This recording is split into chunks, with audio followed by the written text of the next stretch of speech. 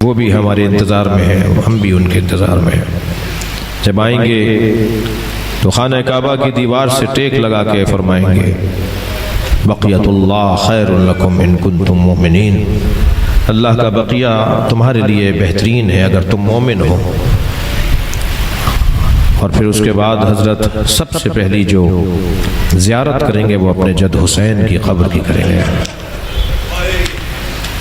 क़ब्र इमाम हुसैन से तो मुख्तार ने भी अपनी तहरीक का आगाज़ किया था ना, ऐसे इमाम भी अपनी तहरीक का आगाज़ क़ब्र इमाम हुसैन से करेंगे। और फिर वहाँ से नजफ़ जाएंगे। रिवायात में कूफा लिखा है क्योंकि हदीस में नजफ़ का लफ्ज़ नहीं है, नजफ़ का लफ्ज़ बाद में बना है।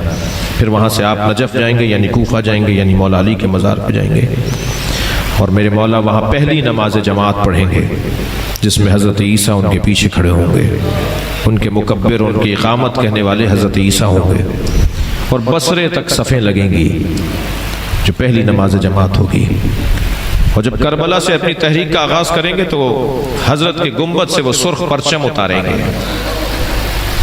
वो परचम सुर्ख है ही इसलिए कि अभी इस मकतूल का बदला नहीं हुआ, और बदला भी वही लेगा जो वारिस दम होगा, जो खून का वारिस होगा ना, जो वली दम होगा वही बदला लेगा।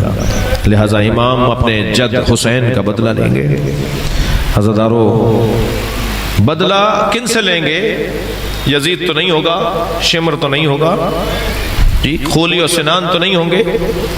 तो जैसे यहाँ बदला लेने पर इनका होना ना होना कोई ज़रूरी नहीं है, ऐसे ही मुख्तार ने जो इनको मारा वो हुसैन का बदला नहीं था। मेरे मौला रिज़ा फरमाते हैं कि अगर सारी कायनात को 1000 मरतबा मार कर दोबारा जिंदा भी किया जाए तो हुसैन के नाखूने पा, मेरे मौला हुसैन के पैर के नाखून का जो कन्ना उंगली का जो नाखून है ना, उस नाखून का भी बदला नहीं है। इमाम हुसैन का कोई बदला नहीं था। ये मुख्तार ने इमाम का बदला नहीं लिया था, ये शियों को हौसला दिया था, ये हिम्मत बंधाई थी कि घबराओ नहीं जी। अब जब इमाम आकर बदला लेंगे तो वो होगा बदला। वो कैसे होगा बदला? वो बदला होगा कि क्योंकि यजीद और उसकी पूरे लश्कर ने अदल इलाही को नाफिज करने में रुकावट डाली, तो बदला ये होगा कि अब अदल इलाही नाफिज होगा, जमीन जिंदा होगी, जमीन अपनी हयात को पाएगी। ये इमाम के खून का बदला होगा। लेकिन अज़ादारों, मैं आपसे ये कहकर अपनी बात को एक मंजिल दूं कि आजकल इमाम, खास तौर पर इन अय्याम में इमाम का कहाँ वक्त गुजरता है। मुझे लगता है कि ये जो मुसलमानों की परेशानियां हैं, ये जो मोमिनीन की वो परेशानियां हैं, कितनी तकलीफ में इमाम होंगे, मगर शबे जुमा करबला जाते हैं और वहाँ खड़े होकर ज़ियारत पढ़ते हैं अपने जद की, और उसमें एक जुमला कहते हैं, अस्सलामु अलैका अय्युहल खद्द तरीब। सलाम हो उन रुखसारों पर जिन पे खाक और खून लगा हुआ था। सलाम हो उस रेशे मुबारक पर जो खून अली असगर से रंगीन हो गई थी। सलाम हो उन सरों पर जिन्हें नेज़े की अनियों पर उठाया गया था। सलाम हो उन सरों पर जिनसे चादरें उतारी गई थी। हज़रदारों, सबसे ज्यादा तकलीफ करबला में, और आइम्मा अहले बैत को सबसे ज्यादा तकलीफ कौन सी मुसीबत के बयान पर होती है जी? वो है जनाबे ज़ैनब की बेरिदाई। जो बीबी अपने बाबा के सामने बगैर चादर के न जाती हो, जो बीबी अपने भाइयों के सामने बगैर चादर के न जाती हो, उसने शाम गरीबा में जिंदगी की पहली नमाज बगैर चादर के कैसे पढ़ी होगी? मजलिस में खवातीन भी बैठी है ना, हम बंद कमरे में भी हो, हमारी बीबियां बंद कमरे में भी हो, कोई नामहरम का गुजर भी ना हो, तब भी बगैर हिजाब के, बगैर चादर के नमाज नहीं होगी। कितनी मुसीबत वाला मरहला था वो, कितनी बड़ी मुसीबत थी कि जब शाम गरीबा में ज़ैनब कुबरा ने अपने हाथ तकबीर के लिए बुलंद किए होंगे, मेरी बीबी के सर पे चादर नहीं थी। अजब नहीं, नियत करने से पहले कहा, या अल्लाह इस नमाज को भी कबूल कर ले। मैं तेरी बारगाह में इबादत के लिए हाजिर हुई हूं, मगर खुले आसमान के नीचे ज़ैनब के सर पे चादर नहीं है। अजर कमल अल्लाह, आपने गिरिया कर लिया। इसी बाब में अज़ादारों एक जुमला और कहता हुआ अपनी बात को मुकम्मल करूं। करबला में हुसैन इब्न अली मौला को सबसे ज्यादा तकलीफ हजरत अली अकबर के लाशे पर हुई, हजरत अब्बास के लाशे पर हुई। लाशें बड़े, आज भी अगर मैं बयान करूं और हम सुने तो हमारी आंखों में आंसू आ जाते हैं।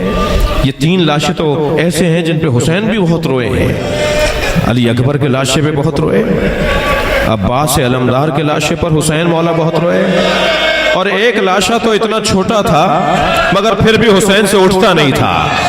कभी आगे जाते थे इन्ना लिल्लाह, कभी मेरे मौला उल्टे पैर वापस आते थे रिज़न बिक़ज़ाइही व तस्लीमन लिअम्रे।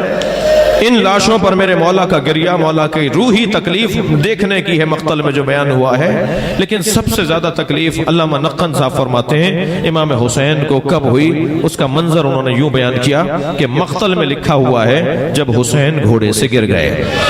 जिन्हें रोना आ रहा है अपनी आवाजों को आजाद रखेंगे। मैं अपने इस रिवायत पर बयान को मुकम्मल करूंगा। जब आप बुलंद आवाज से रोते हैं तो इमाम जाफर सादिक दुआ देते हैं। जब मेरे मौला घोड़े पे डगमगा रहे थे, कभी दाएं गिरना चाहते थे, कभी बाएं गिरना चाहते थे, संभल संभल के बैठ जाते थे, और जिस जानिब गिर रहे होते थे उस जानिब इशारा करके कहते थे ला वल्लाह ला वल्लाह। मैंने हरम हजरत मासूमा खुम में आयतुल्लाह मिश्कीनी से ये मसाइब सुने। वो बयान कर रहे थे कि अरब ला वल्लाह का जुमला वहां कहता है जहां कोई कुछ देना चाहता हो और ये लेना ना चाहता हो।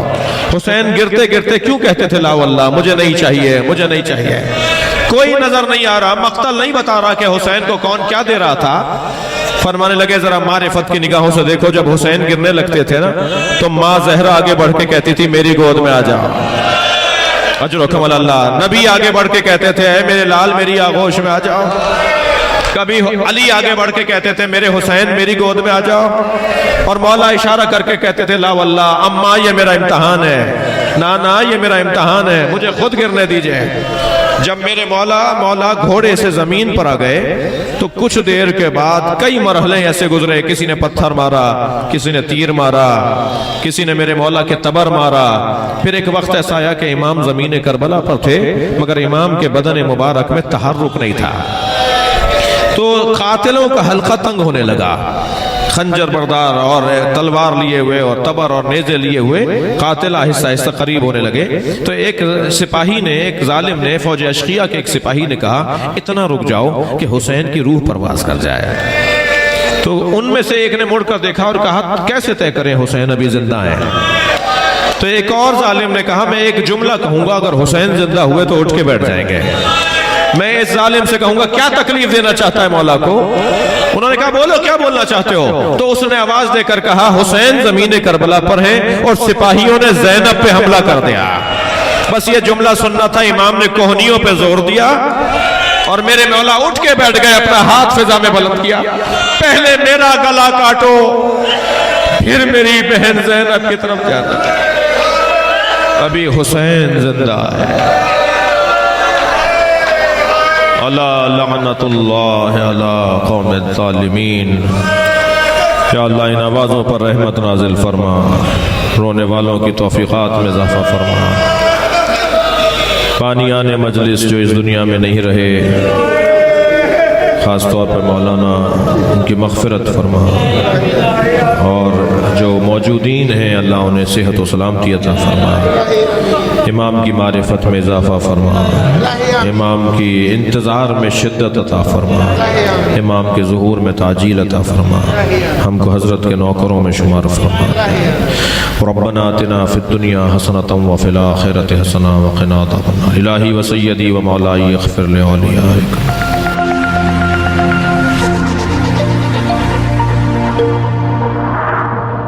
अगर आप हमारे लेटेस्ट वीडियोस के बारे में जानना चाहते हैं तो हमारे चैनल को सब्सक्राइब करें और बेल आइकन को प्रेस करें। शुक्रिया।